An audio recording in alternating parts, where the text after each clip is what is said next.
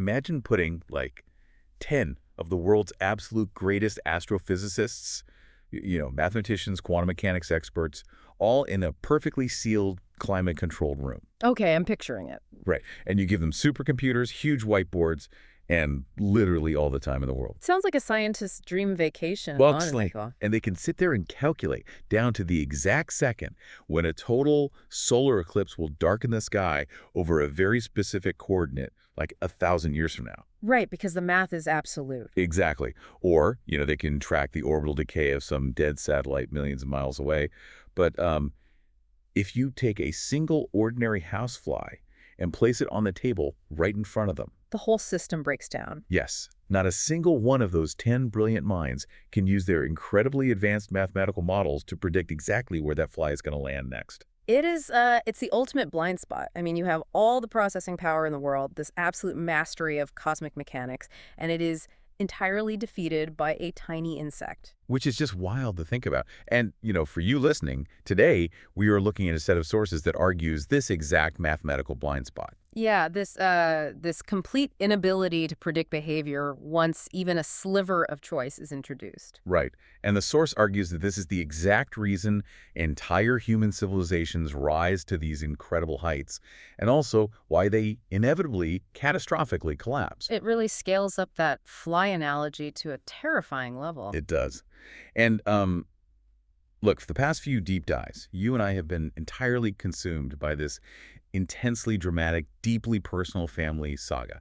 The story of Yusuf or Joseph. Yeah, we spent hours on it. Right. We've been looking at the psychology of jealousy, the trauma of brothers throwing their youngest sibling into a well. The years he spent in prison, the painful mechanics of eventual forgiveness. Exactly. But looking at the source material for today, the story is actually over. We've reached the epilogue. Verses 102 through 106. Yeah, verses 102 through 106. And I have to admit, I was thrown off completely when I first read through this. Oh, I don't blame you at all. It's a massive shift. It really is. It feels like the text suddenly just abandons all that emotional family drama and drops this chilling macro-level warning. I mean, suddenly we're talking about astrophysics, geological layers, and the death of empires. Yeah. So why this massive pivot? Like, why does a story about family trauma suddenly turn into a thesis on civilizational survival? Well, it definitely feels like a jarring genre shift right off the bat. But what our source material argues, and it does so really compellingly today, is that it's actually not a pivot at all. Really? Not at all. Not at all. This is a terrifying expansion of scale. The source argues that the story of Yusuf was merely a controlled laboratory experiment. Oh, wow. Okay, a microcosm. Exactly, a microcosm. The principles that govern those characters, the envy that doomed the brothers' plots, the rationality that saved Yusuf from the pit and eventually placed him on the throne. Right, those aren't just character traits.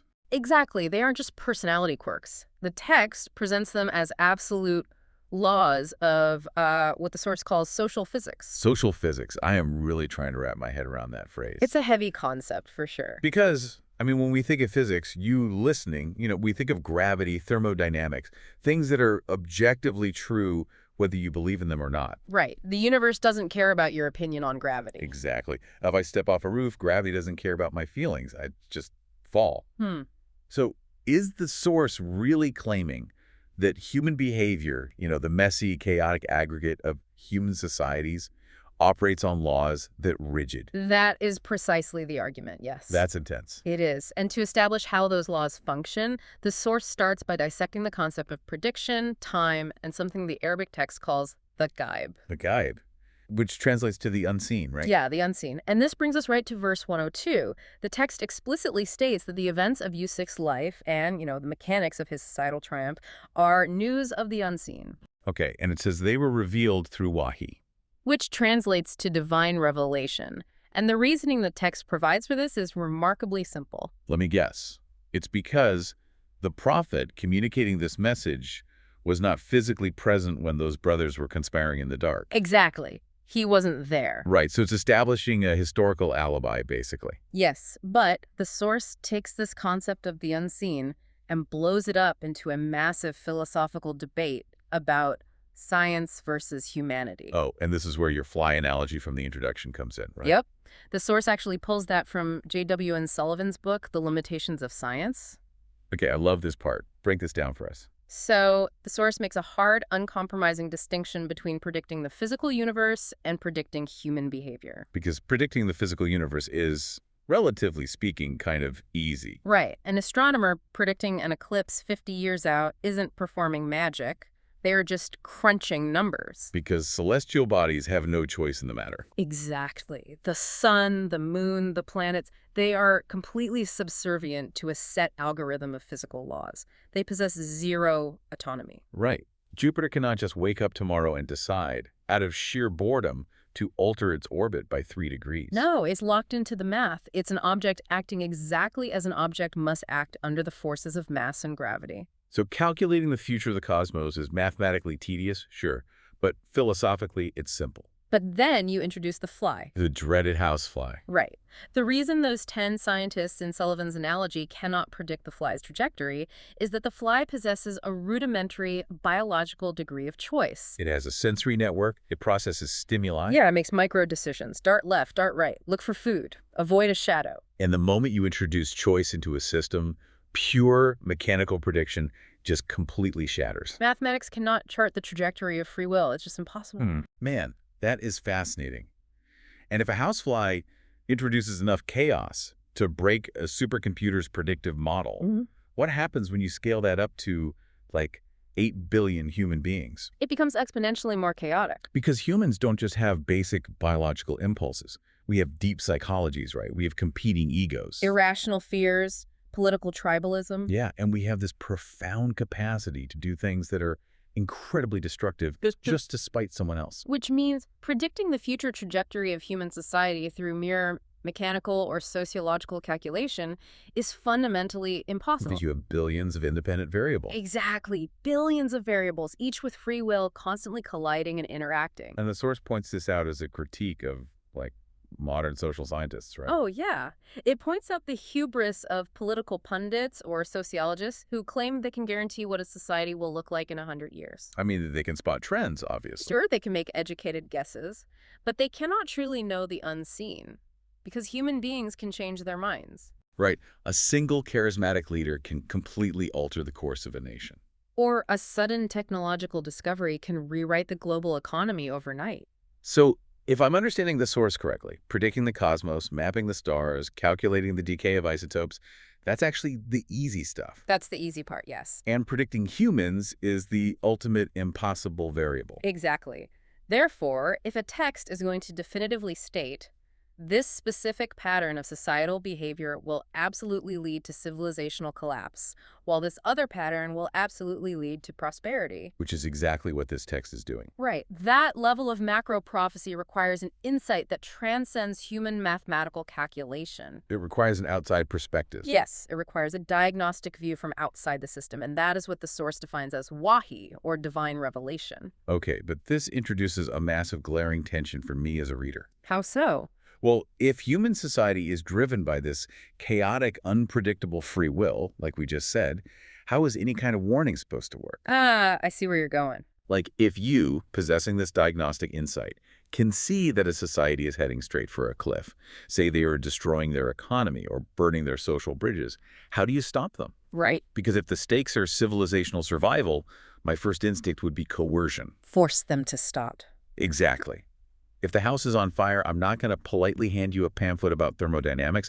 I'm going to grab you by the collar and drag you out of the burning building, kicking and screaming if necessary. And that instinct is incredibly human. But it is the exact instinct the text systematically dismantles in the very next verse. Really? Verse 103? Yes. Verse 103 addresses this profound frustration you're talking about. It laments that no matter how desperately you want it, most people will simply not believe the truth. Okay, and I remember the source spends a great deal of time unpacking a specific Arabic word used here. It does. It focuses on the word used for that desperate desire to save people. The word is haris, which is derived from hers. Right, hers.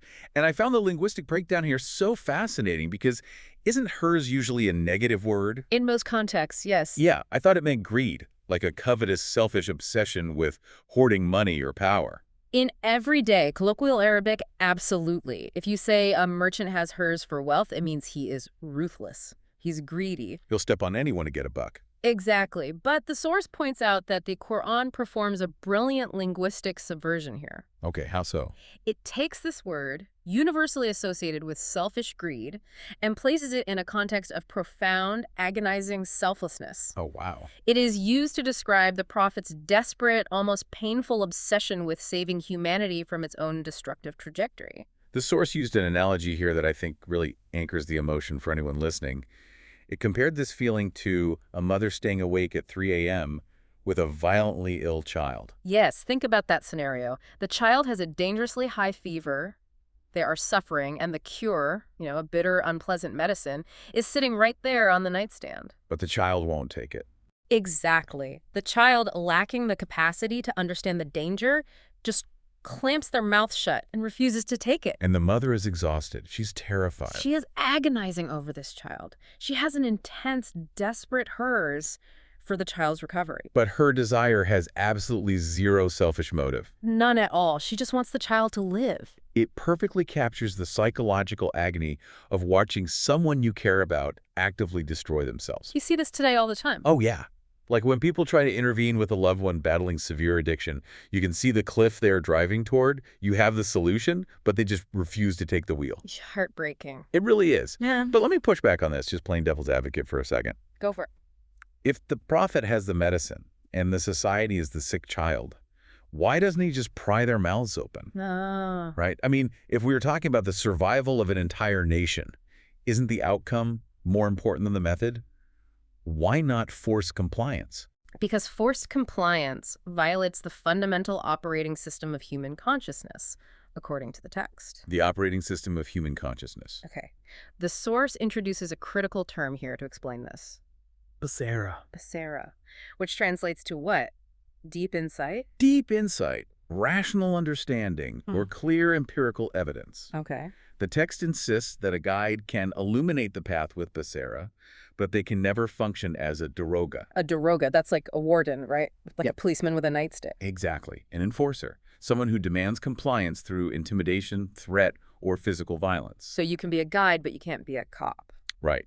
The foundational argument of our source material today is that true guidance, the kind that actually alters the social physics of a civilization, it cannot be beaten into someone. It can't be forced. It cannot be legislated into existence by a state apparatus using coercion. And the source gets remarkably pointed about historical reality here. And, for our listeners, we're just imparting the text's philosophical stance here. We aren't taking sides. But it heavily critiques how religion has been weaponized over the centuries. It is a scathing critique. Yeah, it really doesn't hold back. The source explicitly condemns the historical actions of religious zealots across various traditions, but it specifically calls out the practice within Islamic history of clerics issuing fatwas of kufr. Fatwas of kufr, meaning declaring someone an infidel or a heretic. Or an apostate simply because that person held a differing intellectual view or disagreed with the prevailing dogma. And the source notes that rivers of blood have been shed by people wielding religion as a tool of state control. Punishing dissenters with death, exile, total social ostracization. And the source views that kind of coercion not just as a tragedy, but as a complete contradiction of the text's own rules, right? Absolutely. Because it renders the faith functionally void. Void? How so? Well, the text argues that divine law dictates that true belief requires the active, willing engagement of the human intellect. So you have to actually think about it and agree. Yes, it requires total emotional and cognitive alignment. If you hold a sword to a man's throat and demand to declare his belief in, say, the laws of aerodynamics, Right. he will scream whatever words you want to hear to save his life. Of course he will. But he hasn't achieved Basera. The reality of aerodynamics hasn't actually penetrated his intellect. He just wants you to put the sword down. Exactly. And the moment you take the sword away, his behavior won't reflect the truth. He still won't know how to build an airplane. So intellectual consent isn't just a polite suggestion from the text. It is the absolute mechanical requirement for the medicine to actually work. Precisely. You have to look at the evidence, process it through your own faculties of reason, and conclude, yes, this aligns with reality. Because if you bypass the intellect and force the body, the society remains fundamentally sick. Wow. You can build a society that looks perfectly compliant on the surface, like everyone attending the rituals, everyone dressing a certain way out of fear of the Warden. But internally, the society is rotting because the intellect has been suffocated. That makes so much sense. And that tragic reality that people will be presented with clear evidence and still turn away simply because they don't want to engage their minds, that transitions us perfectly into the next major concept of the source material. Right, verse 105. Yeah, because if people are turning away, what exactly is the text demanding they look at? And this is where my initial confusion about that genre shift gets completely resolved. Because it's not asking them to look at abstract philosophy. Exactly. The text doesn't ask people to look at mystical visions. It asks them to look at the structural physical universe. Verse 105 says, "And how many a sign within the heavens and earth do they pass over, while they, therefrom, are turning away?" This verse is the crux of what the source identifies as the blindness of the masses. Yes, and it introduces a profound dichotomy between two concepts, zik and fikr. I really want to spend some time here, because this dichotomy seems to explain a lot of modern behavior, not just ancient history. It's incredibly relevant today. So how does the source define these two terms? Let's start with zikr. So zikr is traditionally understood as remembrance. It often manifests as chanting, repeating the names of God, or engaging in rhythmic, repetitive prayers. Okay, like a meditative repetition. Right. Fikr, on the other hand, means deep intellection, critical thinking, active pondering, and rational analysis. And the source is relentlessly critical of one of these if it exists without the other. Right? Heavily critical. It heavily criticizes the cultural elevation of zikr without fiqh. Chanting without thinking. Exactly. And the source paints a remarkably vivid, almost satirical picture to illustrate this. Oh, the bizarre imagery. I love this. Yeah, it describes people walking through busy marketplaces, their hands mindlessly clicking away at rosary beads, mumbling religious chants under their breath. And these individuals believe they are the pinnacle of piety. They believe they are deeply engaged with the divine. But the text argues they are completely, willfully blind. They are sleepwalking. Right.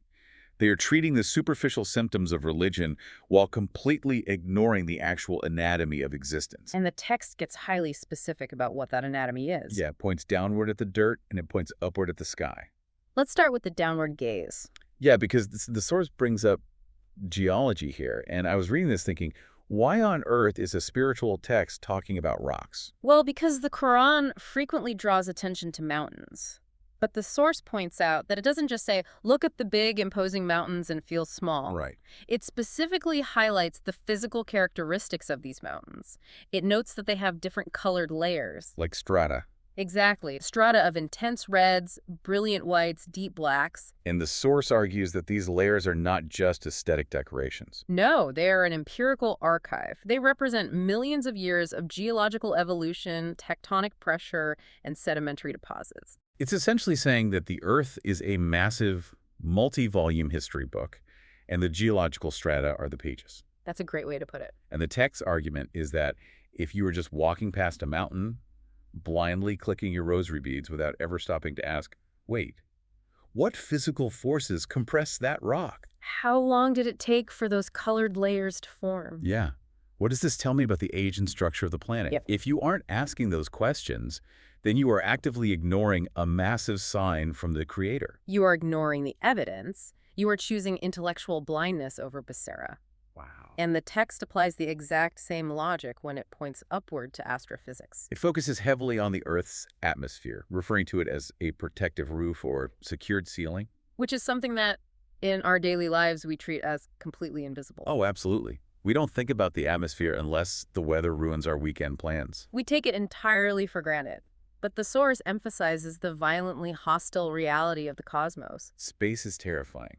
It's a shooting gallery. Millions of meteorites, massive chunks of ancient rock and ice, are hurtling toward our planet at terrifying speeds constantly. And if even a fraction of them made impact, our cities would be leveled. Completely destroyed. But we don't notice because this invisible, highly calibrated shield of atmospheric gases creates immense friction. Right, causing those space rocks to vaporize into mere dust before they can shatter our civilization. The source's argument is that the precise density of that atmosphere, thick enough to burn up a meteorite, but transparent enough to let in the exact spectrum of sunlight required for photosynthesis. That is not a random happy accident. No. It is a highly engineered mathematical reality. And noticing that, studying the friction in the gas composition, that is an act of deep religious significance. Which leads the source to extrapolate something incredibly provocative. Yes, it fundamentally redefines who the true religious scholars actually are. This part blew my mind. In traditional terminology, the word ulama refers to clerics, jurists, men who spend their lives studying ancient texts and theology. Right, the religious establishment. But the source argues that, according to the Quran's own emphasis on empirical observation, the true ulama are actually the scientists. Wait, let me make sure I'm getting this right and that the listener is catching this. The source is claiming that the secular scientists, the ones in the lab coats, are the actual religious scholars of the modern age. Under the framework of fiqh, absolutely. That is wild. The source argues that the geologists who spend decades mapping tectonic plates, the biologists who peer through microscopes to understand the impossibly complex neural network of a single insect. Going back to the fly. Exactly. Yeah. And the astronomers who use massive telescopes to calculate the orbital mechanics of distant galaxies. They are the ones truly engaging in the intellection the text demands. They are the ones actually witnessing, documenting, and revering the mechanical majesty of creation. While the traditional masses just walk by, chanting blindly, entirely ignorant of the world they live in. That is a staggering paradigm shift. And it perfectly sets up this fascinating historical anecdote the source brings up, which is just dripping with tragic irony. The story of Sir Syed Ahmad Khan. Yes. Now, for you listening who might not be familiar with 19th century South Asian history, Sir Syed was a massive intellectual figure. He was an Islamic pragmatist and philosopher living during the British colonial era. Right, a time when the Muslim population in India was deeply disenfranchised, politically defeated, and retreating heavily into orthodox anti-intellectual dogma. And he recognized that his society was collapsing precisely because it had abandoned fiqh. It had abandoned the study of the physical world. Exactly. So Sir Syed starts advocating for modern education. He tells people to study science, to study physics, to engage with the natural world. And how did the orthodox religious establishment react? Well, the source notes that they labeled him a heretic. Of course they did. They slapped a fatwa of kufra on him, effectively trying to excommunicate him from the faith. And the slur they used against him, I couldn't believe this, they called him a naturi. A naturi, a derisive term for a naturalist. It is the ultimate tragic irony. The source uses the Sir Syed anecdote to demonstrate how completely a society can rot from the inside when it loses its grip on reason. The religious establishment excommunicated a man for telling people to look at the very structural evidence, the geology, the astrophysics, the natural world, that the text itself explicitly and repeatedly demands they study. They elevated blind, unthinking tradition over empirical reality, and in doing so, they actively blinded their own civilization. And this brings us to the core of the danger. Because if a culture begins to view the study of physical laws as heresy, what happens to their understanding of moral and social laws? They lose that too. Right. If you ignore the physics of the atmosphere, it's safe to assume you're also going to ignore the social physics that govern your own economy and justice system. That is exactly the progression the text maps out, and it frames the consequences of this societal blindness through a radical redefinition of a core theological concept. Okay, we are moving now to verse 106. Yes, which drops a deeply unsettling claim. It states that the vast majority of people who claim to believe are, in actuality, associating partners with God. They are committing shirk. Yes, they are committing shirk. Let me stop you there because shirk is an incredibly heavy word. It is the heaviest word. In any traditional theological context, it is the ultimate red line. It translates to polytheism or idolatry. When someone says shirk, my immediate mental image is ancient history. Yeah. I picture people bowing down in a temple to a beautifully carved marble statue of Zeus or offering grain to a stone idol. It feels like a primitive, ancient practice that has absolutely nothing to do with a modern industrialized society. And that is exactly the misconception the source material is trying to shatter. Okay, so how does it redefine it? The text completely redefines idolatry for the modern era. It argues that bowing physically to a piece of stone is merely the most primitive, kindergarten-level manifestation of the concept. Kindergarten level. Wow. The source argues that shirk, at its philosophical core, is not about physical statues at all. It is about authority. Authority. It is about who or what you grant the ultimate right to legislate the rules of your existence. Okay, this is where the source makes a very specific and highly controversial sociopolitical critique regarding modern governance. And again, I want to be clear to you listening, we are just imparting the philosophical stance of the source material here. We aren't taking a political side. Exactly. We are just explaining the text's argument. So how does the source connect ancient idolatry to modern legislation? Well, the source argues that the most sophisticated, pervasive form of shirk today is the deliberate division of life into two separate spheres. Two spheres. It heavily critiques the modern secular model where a society essentially says, we will grant God jurisdiction over the private, personal sphere. Right. So God is allowed to dictate the rituals, how I pray in the mosque or the church, what I do on Sunday morning, how I find internal peace, maybe how I fast. God gets the weekend spiritual retreat. Exactly. But then for the public sphere, for the mechanics of the economy, for the structuring of the justice system, for foreign policy, for the socio-political organization of the state, the society adopts purely human-made, desire-driven legislation. And the source views this secular divide as the ultimate form of modern polytheism. I'm trying to see the connective tissue here. Why is separating those spheres considered polytheism? Because, according to the text, by accepting human legislation as supreme over divine or objective universal laws in the affairs of society, you are functionally elevating human lawmakers to the status of gods. Or the collective consensus of the crowd. Yeah. Yes. You are declaring that the ultimate authority on how human beings should interact, trade, and survive belongs to human preference, not to the foundational laws of the universe. So to use an analogy, it's like treating existence as a spiritual buffet. A buffet. Okay, I like that. The text is critiquing a society that takes a tray, walks down the buffet line and says, I'll take the comforting personal rituals from the divine section because they make me feel peaceful and righteous. But I will completely ignore the strict, demanding societal rules regarding economic equity and justice because those are inconvenient to my profit margins. Exactly. Instead, I'll fill that gap on my plate with whatever policy is currently politically popular or financially lucrative. Right. The text is saying that by doing that, you aren't submitting to a higher authority at all. You are just using religion as a comfort blanket while your actual operational God is your own preference. That analogy hits the nail on the head, and it perfectly tees up the source's ultimate microphone drop moment regarding idolatry. Okay, let's hear it. The text argues that the most dangerous, insidious, false god in existence isn't a statue of a golden calf. It isn't even a secular parliament or a corrupt king. Then what is it? The ultimate false god is our own internal desires. The Arabic word the source focuses on here is hawa. Hawa. Internal desires, whims, the human ego. Yes. When a society is driven by hawa, it means its entire operational apparatus, its corporate structures, its laws, its media algorithms, its foreign policy is dictated by short-term greed. By the pursuit of comfort. By tribalism and by the desire for dominance over others. It is completely unmoored from any objective principles of justice or balance. And when Hawa becomes the actual law of the land, the society is functionally committing shirk. They're worshiping their own appetites. And the terrifying part of verse 106 is the assertion that people do this while genuinely believing they are righteous. Most of them believe not in Allah except while they associate others with him. They still go to the temple, they still click the rosary beads in the bazaar, they still use religious rhetoric. But the actual engine driving their decisions in the corporate boardroom, in the voting booth, and in the courts is pure hawa. Which naturally leads to a profound skepticism. How do you mean? Well, if human beings are so deeply driven by their own hawa, by their own desire for power and comfort, how do we know the prophet delivering this warning isn't just doing the exact same thing? How does a society know that this message isn't just a political manifesto disguised as religion, designed to grab power? This is a crucial question. Because history is full of cult leaders and demagogues who claim to have divine insight, but were really just trying to enrich themselves.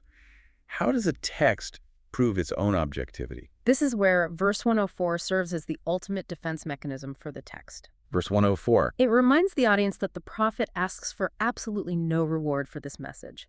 The Arabic word used is ijah. Bejor, meaning reward or payment. He demands no payment, no kingship, no elevated social status, no financial kickbacks. The source connects this to a murder trial analogy, which I thought was a brilliant way to explain the concept of objective testimony. It really is. In a high-stakes criminal trial, the concept of motive is everything.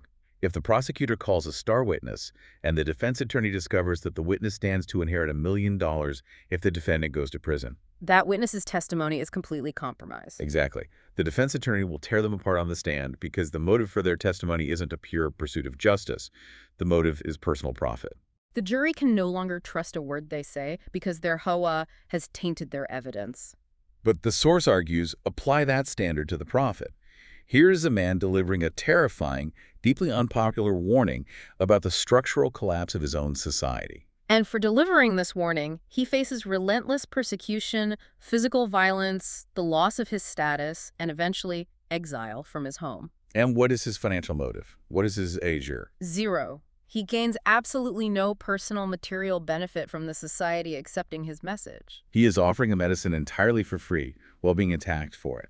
Therefore, the source concludes his testimony is logically unassailable.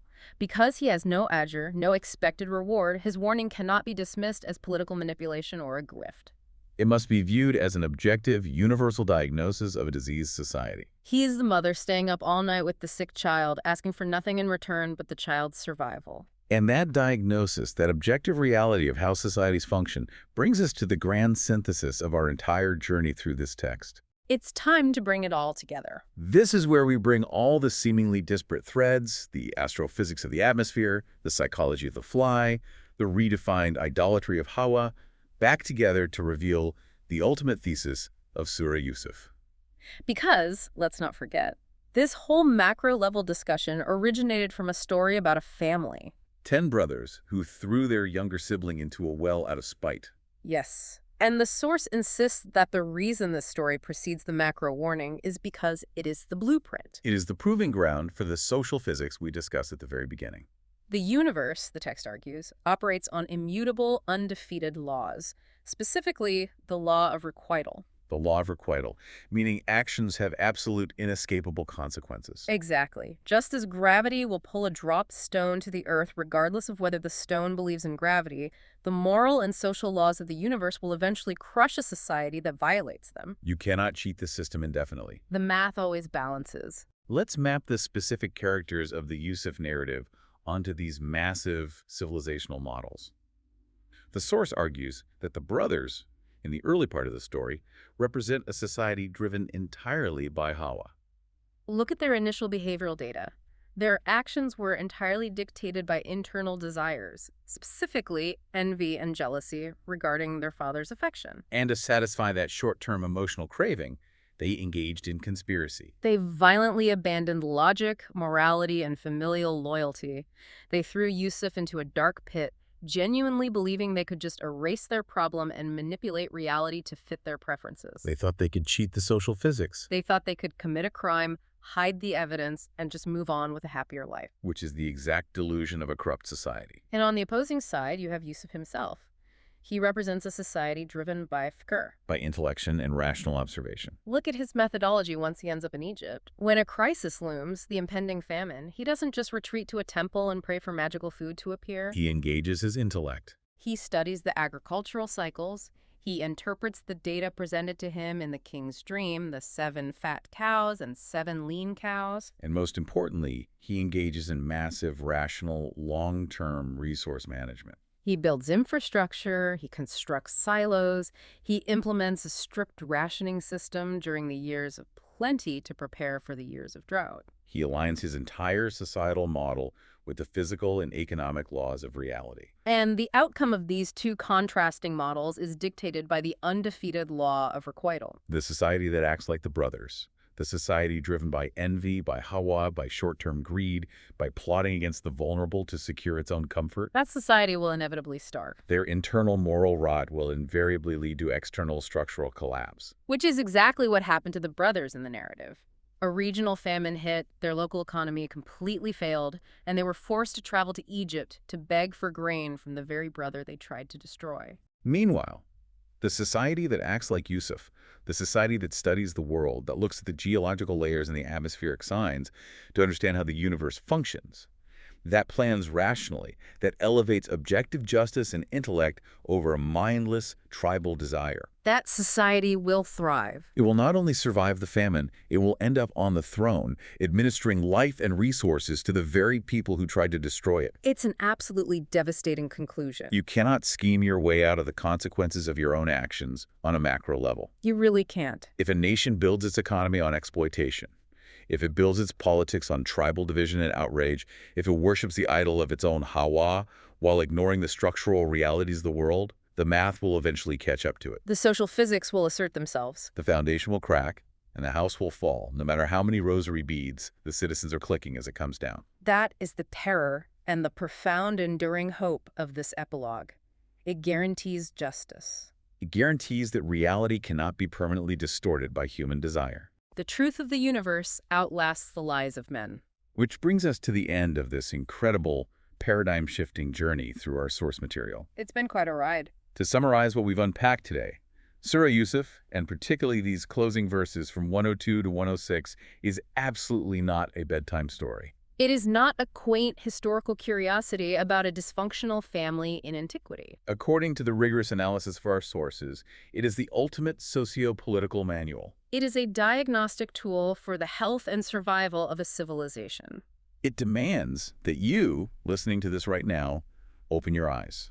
It demands that you look at the physical universe, the geological layers of the mountains beneath your feet, the atmospheric sky protecting you from a hostile cosmos, and realize that the world is a structured, mathematically purposeful engine. And more importantly, it demands you realize that the moral laws governing human survival are just as real, just as structural, and just as unforgiving as gravity. If you step off a cliff, you will fall. If a society abandons reason for desire, it will collapse. It's a profoundly sobering reality. And as we close this deep dive, I want to leave you with a final thought to mull over. Something that takes the ancient wisdom of this text and drops it squarely into your lap today. We've talked extensively about the blindness of the masses. How people walk past the structural evidence of the universe every single day, completely absorbed in the trivialities of their screens, their daily anxieties, and their own internal hawa. We are surrounded by signs. We are swimming in an ocean of data and warnings. We are. So the question you have to ask yourself, looking at the world right now, is this. What modern signs, whether they are flashing red in the shifting, undeniable data of our global climate, the volatile, unsustainable mechanics of our global economy, or the slow, agonizing fraying of our own social fabric and political discourse, what structural warnings are you blindly walking past today? What realities are you treating as mere background noise, or casually scrolling past on your phone to get to the next piece of entertainment, when they are actually the exact mathematical warnings that will determine if our own civilization rises to the throne like Yusuf, or falls to its knees in the dust like his brothers?